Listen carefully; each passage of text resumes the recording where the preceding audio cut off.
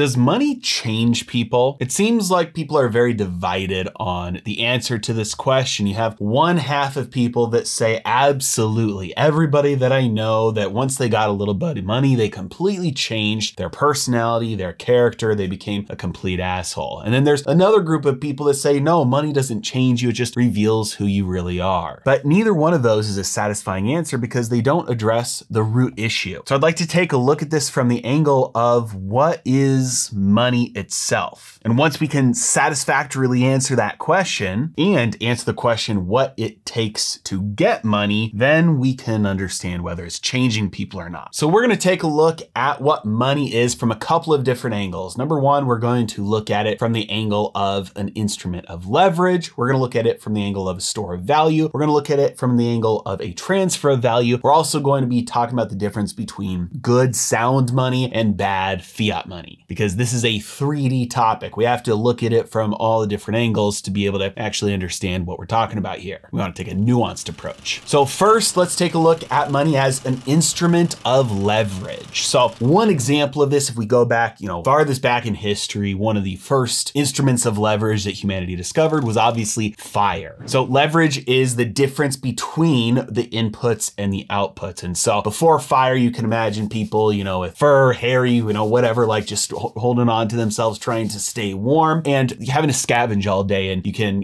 eat plants and food all day and you have to digest those foods and get the nutrients out. But once you discover fire, then suddenly you can stay warm from that fire. You don't have to expend as many calories and try and stay as warm because you have an external source with the same amount of effort can keep you warm. You can also cook your food and that breaks down the fibers and the parts of the food so you can extract more nutrients out of them. So then again, for the same amount of effort, you get more nutrients. And so fire is an instrument of leverage. It allows you to get more for less, or a lot more for the same. Another instrument of leverage we could take a look at would be something like a wrench. And so obviously this is a very clear example of leverage because you've got, by physics, like the actual leverage, you've got a bolt and you could take your hand and you could try and twist it. But if it's really tight, you can't exert that much force on there. And so you have a wrench that clamps around it. And because the handle is very long, you push over here on this side. And for this much space, it's on, when you're pushing over here, it's you're pushing it,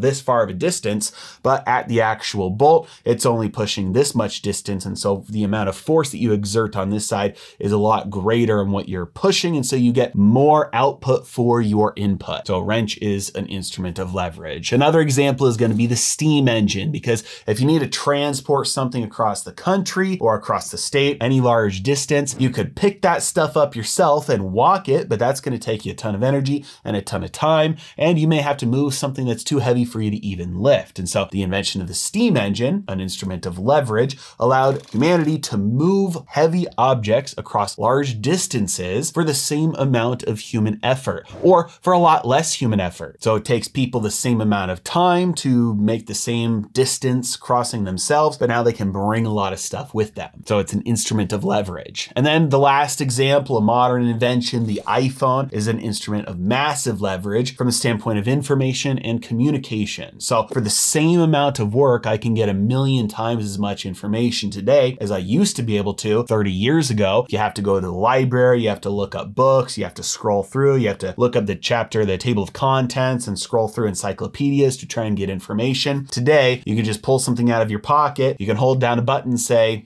hey Siri, can you, answer this question or Google this for me? And you can spend 30 seconds and have more information readily available to you.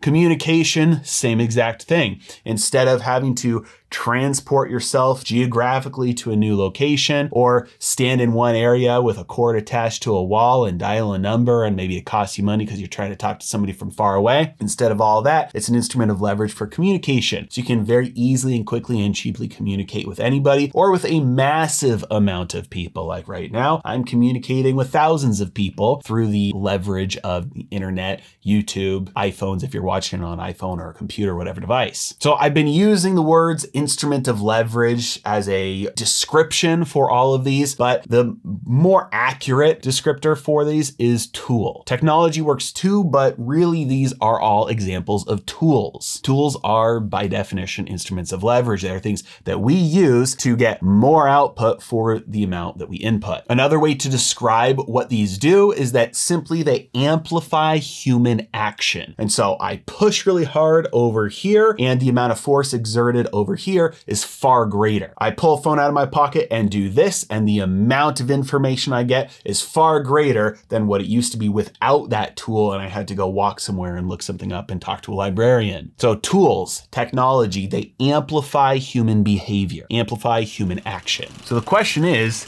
money a tool? Does money belong in this category of something that amplifies human behavior, an instrument of leverage? Well, one aspect of money is that it is a store of value. Now, we have good stores of value, good forms of money, and bad forms of money. And as a side note, I'm going to be speaking at the Stock Pulse Silver Symposium, September 29th through October 1st, about this very topic. It's going to be a fantastic event. I'd love to see you there. There's going to be a few opportunities. We can get a drink together. There's a discount link in the description below.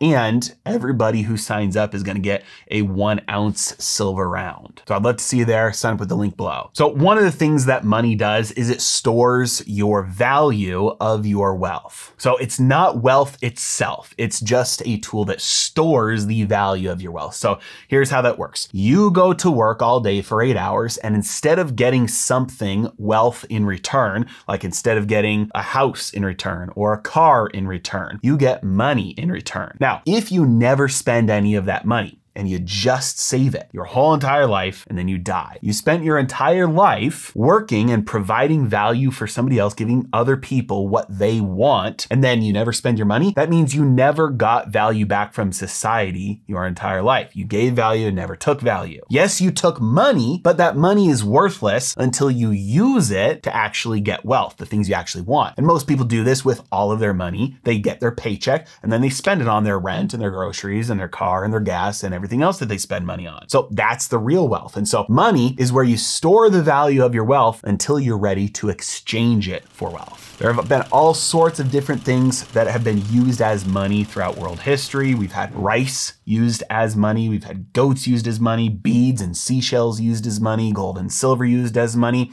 And some of these work better or worse. Adam Smith in The Wealth of Nations talks about a barter society. Now, these never existed. There is no evidence that any society has ever existed using barter as a form of money, but it's a helpful thought experiment to understand the function of money. If I make shoes and you have cows and you sell milk and I want some milk, but you already have shoes, well then I'm out of luck because that's what I have. I make shoes and I go to you and say, hey, I'll give you shoes for milk. You say, no, I don't want shoes. And so I say, well, what do you want? And then you say, oh, well, I want some apples. So then I have to take my shoes to the apple person and say, do you want shoes for apples? And they may say yes, but you can see how quickly this would spiral out of control, that you need one thing that everybody accumulates to store their value in because they know other people will want it to store their value in. This is what's known as a medium of exchange, which is the second property of money. It's therefore transferring value. So money is something that operates to store people's value and is there to transfer people's value. And without something fulfilling that role, you can see how society would grind to a halt pretty quickly. You may be able to operate a very small unit of people, a small family without money, but the outputs from that family are never going to be as big as a town or a city or a state or a nation. And so the tool of money, that function that it serves, allows humanity to engage in commerce and economics and purchasing and voluntary association and transferring and building of wealth. So these are all outputs that would not be possible without something serving the function of money. Therefore, money is a tool. It is an instrument of leverage. Now, some monies are very good at that function and allow that output to be extreme. And then other forms of money are pretty bad at that function and allow that output to be much less extreme, or in certain cases, like in Venezuela right now, or recently in Lebanon, Turkey, Zimbabwe, Argentina, it actually diminishes. These are broken, the tools are broken. And so the output starts to decrease. So then people look for another form of money to replace their current form of money because that function is necessary. They need that tool for that leverage. Okay, so it's very clear that tools are things, they're instruments of leverage. They amplify the results of human action. Money is a tool, so money is something that amplifies the results of human action. So the question, does money change you? Well, it's not really possible for money itself to change people. When you replace the word money with other tools like wrenches or screwdrivers or steam engines or fire or iPhones, you realize how preposterous that statement would be if you said it using any of those other tools. Wrenches don't change people. iPhones don't change people. Fire doesn't change people. These are tools, and tools amplify the results of human behaviors. And so if you notice somebody who receives a tool like a wrench and then does something they've never done before, like beats somebody over the head with a wrench, it's not the wrench that changed that person. They already had the capacity and the desire to do that, and now this tool just gave them the opportunity to do that. But without that wrench, they would have been stuck using their fists beating people over the head. Similarly, if you give that same tool to a plumber, instead of only being able to unscrew or tighten the bolts that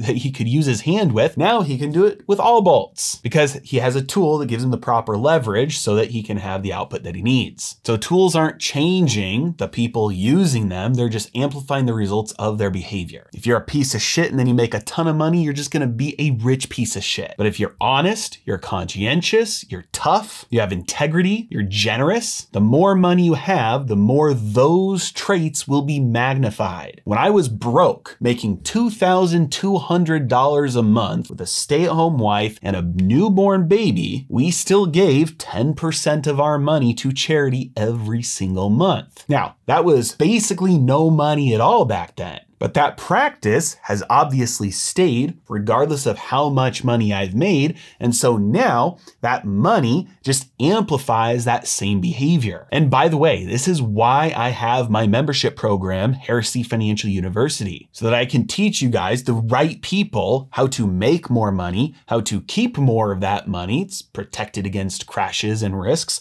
and how to give more money. Because you learning how to make more money is making the world a better place, because you're the type of people that with more money are going to do the right things with it. It's putting leverage into the right hands. And if you want access to my entire training library of financial education courses, link is in the description below. Now, the last piece of this is what you have to do, what you have to change, who you have to become to actually get rich. Because if we ask that question and we look at it from this final angle, yes, it actually does change people. Now, I'm assuming you are not working for the government and you are not solely relying on somebody with a gun taking money from other people for your livelihood. I'm assuming you work in the free market where voluntary association rules. This means that if somebody has what you want, more money, you have to give them something that they want more than that money. So if you want to go from making $10,000 a month to $50,000 a month, you have to figure out a way to give either way more people the same amount of value or the same number of people way more value. And again, what is the definition of providing value? It's just making something that somebody else wants badly enough that they're willing to pay you for it. And if you give something to somebody that they want badly enough they're willing to pay you for it, that means they want that thing more than they want the money. Therefore, they are better off as a result of you selling that thing to them. So putting that together, this means the people who have figured out the ways to make the most amount of money are the people who have figured out how to make other people the most better off. As an example, when I first started my business, I had no idea how to provide value for other people. And guess what? For 6 months straight, I made a big fat $0. Before that, I had a great job. I was making a bunch of money. I was providing value to my employer. I was making my employer probably somewhere around $1 million a year, so they were happy to share about a quarter of that with me. And I arrogantly thought to myself, well, if I'm worth that much to my employer, then clearly that means I'm inherently worth more than that. And so I quit and thought that I would just naturally be worth more than that. And very quickly I realized, well, no, it was because we were working together on this that we were both better off. So I had to figure out a way to be able to provide value to other people. And again, the definition of providing value is giving somebody else something they want badly enough that they're willing to pay you for it. And it took me a very long time. Now I'm making way more money than I was when I was an employee, which means that I'm providing a lot more value to people than I was back then. And so yes, when we look at it from this last angle, the answer does look like yes, money changes you,